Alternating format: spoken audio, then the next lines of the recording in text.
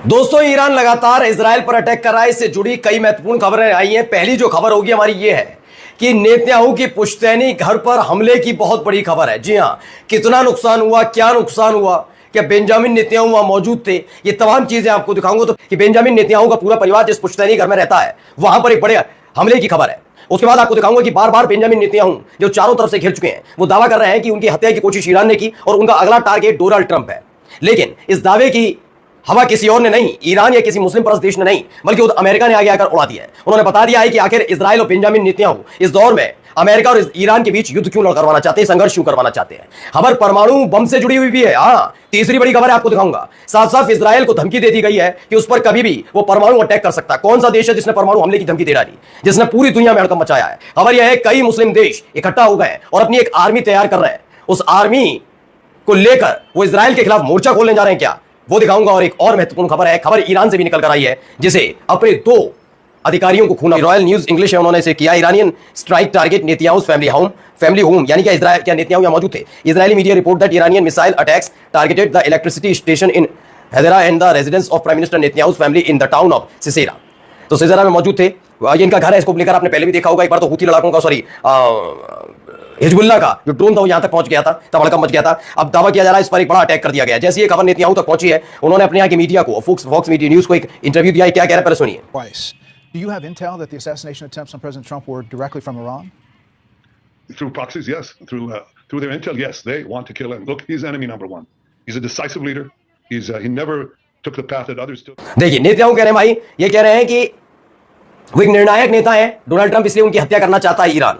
लेकिन हर कोई जानता है कि इस वक्त जब इजराइल फंस गया और अमेरिका ने हाथ पीछे खींचे हैं, तो कैसे भी नेतन्याहू चाहते हैं कि इस पूरे संघर्ष में अमेरिका कूद पड़े, उनका साथ दे, जिससे ईरान से लोहा लेने में कम से कम थोड़ी एक हद तक तो आगे बढ़े। लेकिन क्या ऐसा होने जा रहा है, ये बात मैं क्यों कह रहा हूं, जरा सुनिए ये क्या कह रहे हैं, पहले इनको सुन लीजिए। Neither Iran or the United States want to fight each other. It's the Israelis who have been trying to pull the Iranians and the Americans into a fight. Netanyahu's greatest dream in life is a war between the United States and Iran. Netanyahu will drag him into the abyss. He wants this war in the Middle East come hell or high water, and it's not. समझ गया? सब कह रहे हैं, ये सारे के सारे कौन है, ये अमेरिका के कोई कर्नल है, एक वहां के सांसद हैं, वो सब कह रहे हैं कि जो नेतन्याहू वो चाहते हैं इस दौर में कि अमेरिका कैसे भी करके संघर्ष में कूद पड़े और ईरान के साथ युद्ध करने में उसका साथ दे। लेकिन ऐसा होता हुआ नजर नहीं आ रहा है। चलिए, कई महत्वपूर्ण और खबरें हैं, पहले इस वीडियो को देखिए। ये तोपखाना खोल दिया गया है, पथरीले रास्तों से होता हुआ ईरान का ये पूरा जखीरा कहां जा रहा है समझाने की जरूरत नहीं है, बताया गया है। ईरान जरा भी लेकर जा रहे हैं, गजा की याद दिलाई जा रही है कि गजा में इन्होंने क्या किया था। चलिए, कुछ खबरें यहां से जुड़ी हुई देखिए कैसे खुशी मनाई जा रही है ईरान के अटैक की तरफ से जब किया गया। बगदाद, सेंट्रल बगदाद में ये खुशी मनाई जा रही है। लोग टीवी देख रहे हैं और टीवी देखते देखते चाय पीते हुए, जो खा पी रहे हैं, सेवन करते, तालियां बजा रहे हैं। देखिए, अब एक ये वीडियो निकल कर आई, पहले ये वीडियो देखिए। तो इंटरसेप्टर्स कैसे काम कर रहे हैं ये इनको दिखाया गया, बताया गया। आप देखिए एक और,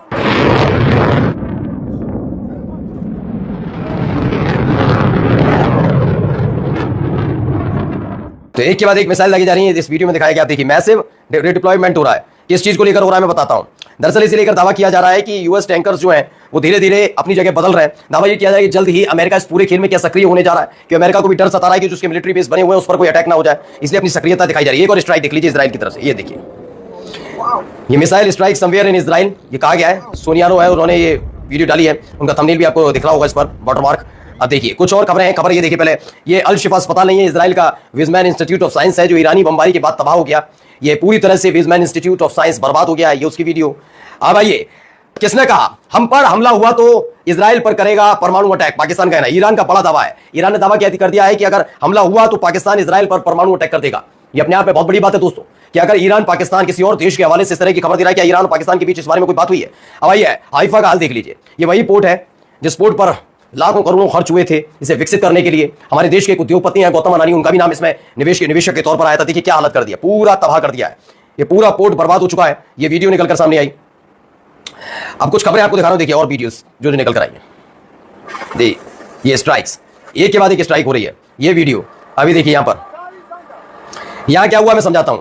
यहां हुआ ये है कि एक ट्रक, 2 ट्रक पकड़े गए, 2 ट्रक वो पकड़े गए हैं जिसमें बाकायदा ड्रोन छिपा कर ले जाए जा रहे थे। ये मोसाद का एक पूरा प्लान था, जैसे हाल ही में यूक्रेन ने रूस में किया वैसा ही करने का प्लान था। ईरान पहुंच रहे थे, 2 ट्रक जिससे वहां ड्रोन के पहुंचाए जाए, उसके बाद जैसे ही सुरक्षित स्थान पर पहुंच जाए, यानी क्रॉस कर जाए बॉर्डर, उसके बाद ये मोसाद इन ड्रोन्स का इस्तेमाल करे ईरान को दहलाने के लिए। लेकिन यहां पर ये पकड़े गए।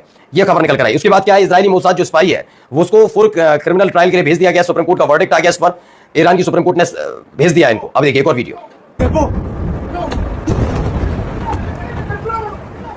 तो अचानक अलग अलग जगह से इसी तरह की तस्वीरें निकलकर सामने आ रही हैं। ये देखिए इजराइल का अचानक से एक अटैक और उसके बाद सब कुछ तबाह। ये सीसीटीवी कैमरे में कहते थे धुएं का गुबार, देखिए अंदाजा लगा सकते हैं। ये खंडर में तब्दील होती हुई इमारतें जिन पर लगातार हमले हुए। बहुत सारी खबरें इस तरीके की निकल कर आई दोस्तों। अब आइए दयाशंकर मिश्रा क्या लिखते हैं, देखिए उन्होंने एक ट्वीट किया है, just like a I cot India and Pakistan, Trump says Israel Iran will make a deal. उनको लग रहा है इजराइल और ईरान आपस में समझौता कर लेंगे, जैसे भारत और पाकिस्तान ने किया। फिर से एक बार दावा कर दिया डोनाल्ड ट्रंप ने। यह खबर निकलकर सामने आई। ये देखिए कैसे वहां के लोग अब जान की भीख मांग रहे हैं। क्या हो रहा है वहां पर, देखिए वीडियो में।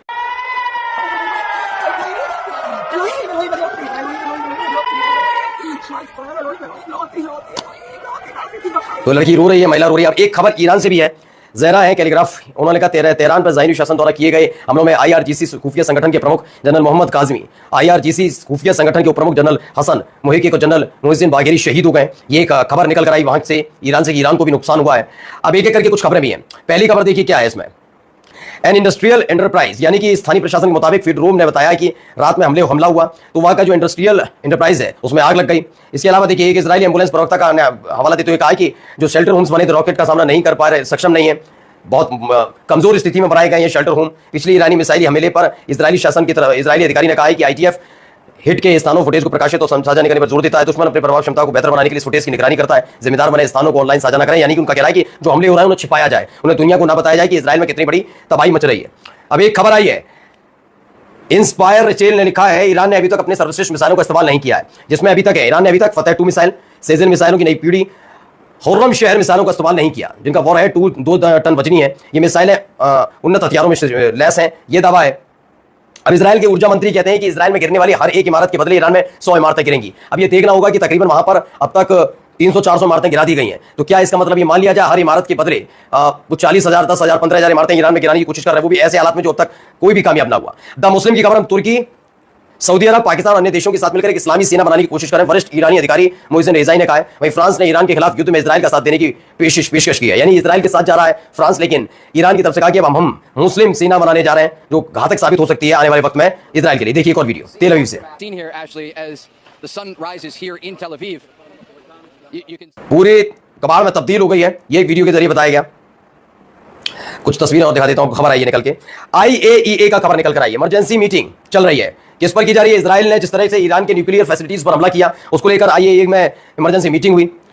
इसके अलावा फॉरेन मिनिस्ट्री की तरफ से क्या कहा जा रहा है जरा बताता हूं। ये देखिए, विदेश मंत्रालय के प्रवक्ता ने इस्माइल बागी, उन्होंने कहा ईरान के खिलाफ इजराइल की आक्रामक कार्रवाई फिलिस्तीन में शासन के आदर्शों के दर्जे अनुरूप है। ईरान के खिलाफ इजराइल भी की आक्रामक कार्रवाई सभी अंतर्राष्ट्रीय कानून मापदंडों के खिलाफ है। इजराइल कुछ पश्चिमी देशों को संघर्ष में घसीटना चाहता है, जिसमें अमेरिका का जिक्र बार बार हो रहा है। ईरान क्षेत्र के सभी देशों के साथ सहयोग कर रहा है। ईरान के खिलाफ इजराइल की आक्रामक कार्रवाई में बहाए गए खून की हर बूंद में अमेरिका की मिलीभगत है, ये उन्होंने साफ कर दिया। यानी आने वाले वक्त में अगर अमेरिका आए भी ना आए साथ, लेकिन माना जा रहा है कि आने वाला वक्त अमेरिका के लिए भी दिक्कत वाला। जी हाँ दोस्तों, आपने देखा द लाइव टीवी के एंकर ने पूरी जानकारी यानी ईरान और इजराइल की जंग को लेकर इस वीडियो में साझा की है। तो दोस्तों उम्मीद करता हूँ ये वीडियो आपको पसंद आई होगी। पसंद आई तो इस वीडियो को लाइक करें, दोस्तों के साथ शेयर करें और कमेंट बॉक्स में अपनी राय जरूर रखें वीडियो को लेकर। तो मिलते हैं दोस्तों एक नई वीडियो के साथ, नई अपडेट के साथ। अपना ख्याल रखें दोस्तों। बहुत दुख भरी बात है कि इन दो देश लड़ रहे आपस में। उम्मीद करते हैं जल्द से जल्द समझौता कर लेना चाहिए और एक दूसरे का साथ मिलके चलना चाहिए। Humble request for India, I am India, request करते हैं स्टॉप करो इसको।